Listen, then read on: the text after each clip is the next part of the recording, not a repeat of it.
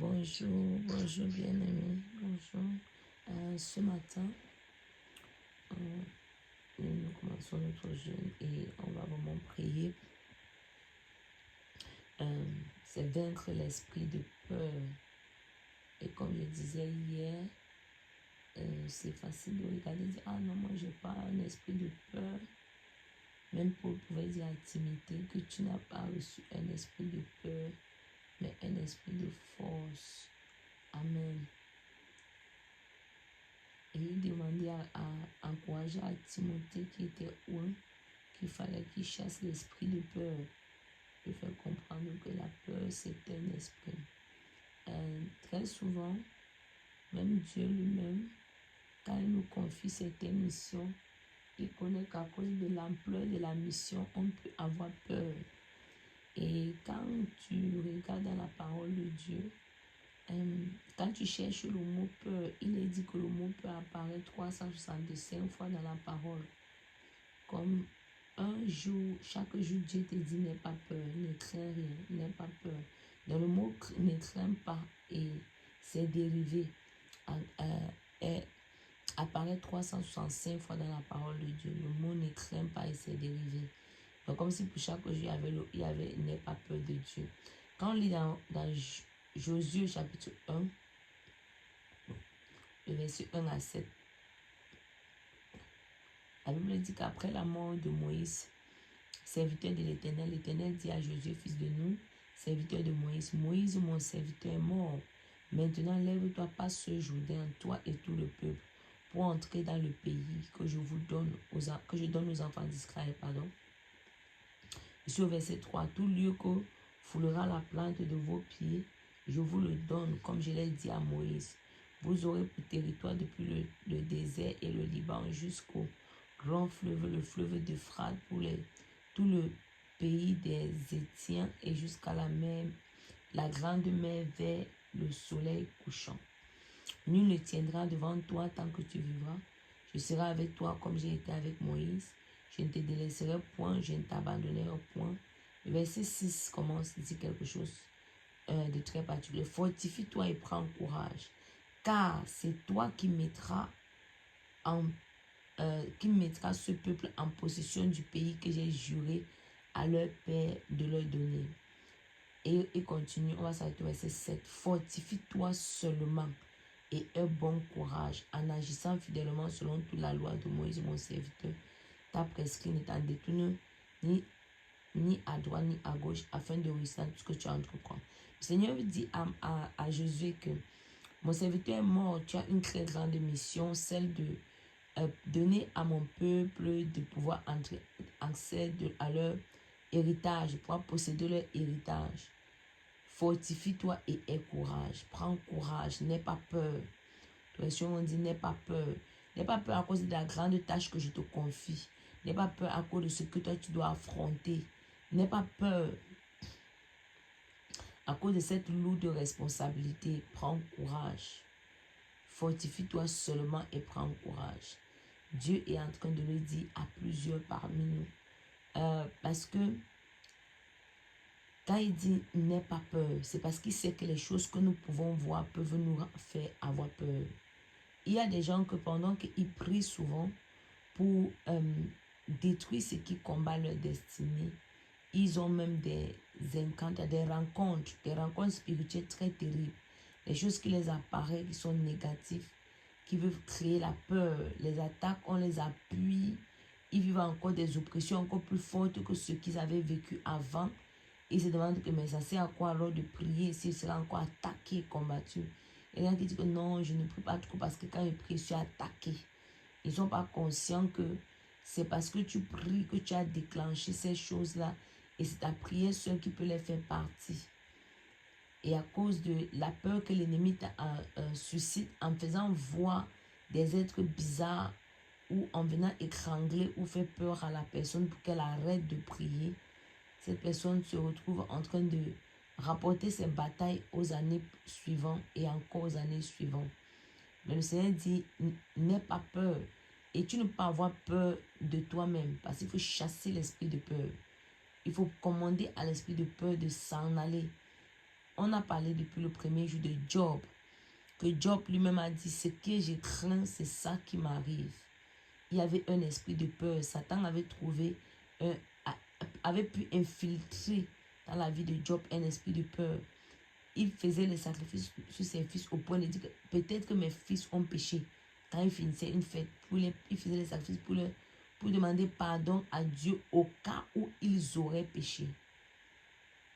Job avait un esprit de peur. C'est lui-même qui le confirme en disant ce que j'ai eu peur.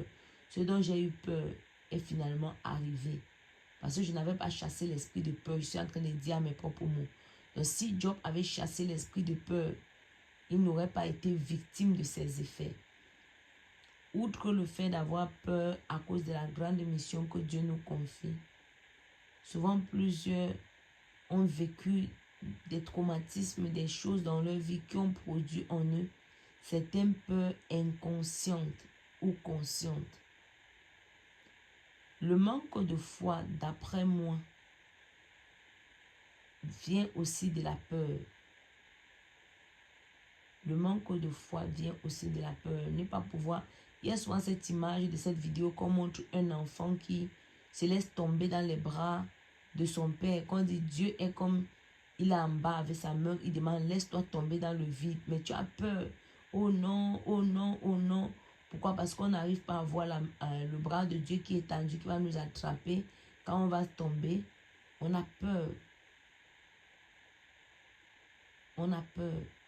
Donc vraiment, notre temps de prière, c'est détruire l'esprit de peur. L'esprit de peur va t'empêcher de confronter Goliath. La Bible va dire que pendant 40 jours, Goliath s'est levé, il se moquait du peuple d'Israël. On peut lire ça, je crois, dans 1 Samuel chapitre 17. Il se moquait d'eux. Il se moquait d'eux pendant 40 jours. Et dès qu'il sortait, tout Israël avait peur et s'enfuyait. Pendant ces 14 jours, tu dois confronter le Goliath qui combat ton mariage, qui combat ta destinée. La peur peut être ce qui t'empêche de posséder, de détruire Goliath, de renverser Goliath. David est venu, il avait un autre type d'esprit. Il avait été oint par l'Esprit de Dieu. Et il ne craignait pas Goliath. Il avait la parole dans sa bouche. Mais tous les autres avaient peur. Et l'esprit de peur les paralysait. Parce que Goliath sortait pour les intimider. L'ennemi est aussi quelqu'un qui intimide. Dis-toi que depuis les années, l'esprit de peur pourrait m'avoir empêché de posséder mon héritage. Mais là, ça suffit. Toute forme de peur. La peur de ne pas épouser la bonne personne. La peur de mal se marier.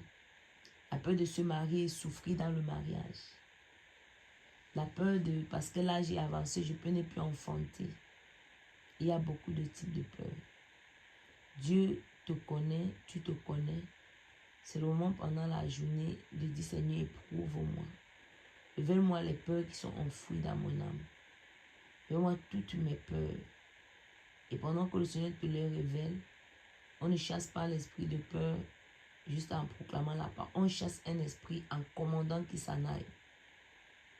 Indépendamment de ce que Dieu va te révéler. Ce sont les traumatismes que tu as vécu, des viols, des situations qui ont créé en toi la peur. Il va falloir d'abord que tu demandes pardon au Seigneur d'avoir laissé la peur avoir emprise sur toi et que tu commandes à l'esprit de peur de lâcher ta vie. Chacun de nous doit prendre le temps vraiment pour prier et demander au Seigneur, sonde-moi et expose tout esprit de peur, toute forme de crainte, de peur dans mon âme. Il y a beaucoup de parents même qui maintiennent les enfants célibataires inconsciemment. Parce que ce que tu crains, c'est ce qui t'arrive. La peur, c'est le concret de la foi. La peur, c'est ce que tellement tu crois en ce que cette mauvaise chose va se passer, que ça finit par se passer. Il y a des gens que quand ils font des mauvais rêves, après il va tellement méditer sur ça, ça va s'arriver. Il va dire que non, quand je rêve, les mauvaises choses, ça arrive toujours. Parce que ça devient l'objet aussi de ta focalisation. Et tu ne peux pas ne pas avoir ce dont en quoi tu as cru. Tu as cru que ça devait se passer, ça se passe. Donc je vais arrêter l'audio là. Je vais dire la vidéo. Chacune de nous doit prier. Je dois prier et ainsi dans la journée. Révèle-moi mes peurs. Révèle-moi mes peurs, Seigneur. Révèle-moi toutes tes peurs dans mon âme. Toutes les peurs que l'ennemi a établies dans mon âme. Toutes les peurs qui m'empêchent de posséder mon héritage. Parce qu'il a dit à Josué, maintenant c'est toi qui vas donner à ce peuple de posséder son état, mais fortifie-toi et prends courage. Pour que Gédéon puisse être courageux afin de donner à son peuple de posséder leur héritage, il fallait que Dieu lui donne de vaincre la peur. Dieu lui a même permis d'écouter l'interprétation d'un rêve que quelqu'un avait eu et une autre personne lui donnait l'interprétation. Elle disait, mais est-ce que ce que tu vois là, ce n'est pas Gédéon? Tout ça pourquoi? Parce qu'il fallait qu'il vainque l'esprit de peur pour pouvoir s'élever contre l'ennemi de sa destinée. Tant que tu n'as pas vaincu l'esprit de peur, tu ne peux pas posséder ton héritage. La peur, c'est une arme fatale de l'ennemi. Beaucoup de personnes sont mortes juste à cause de l'esprit de peur. Allez, là, on va commencer à prier.